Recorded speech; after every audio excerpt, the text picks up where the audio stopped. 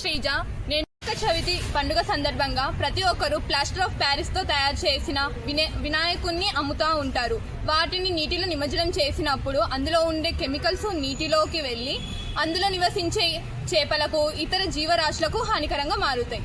నేను ఈ సమస్యను గుర్తించి దీనికి ప్రత్యామ్నాయంగా వేరుశనగ పట్టుతో ఉపయోగించి ఈ గణేష్ విగ్రహాలను తయారు చేయడం జరిగింది. ప్రస్తుతం నేను శ్రీజ గ్రీన్ గెలాక్సీ అనే అంకుర సంస్థను ప్రారంభించి అందులో రోజుకి 50 నుండి 100 విగ్రహాలను తయారు చేస్తున్నాను.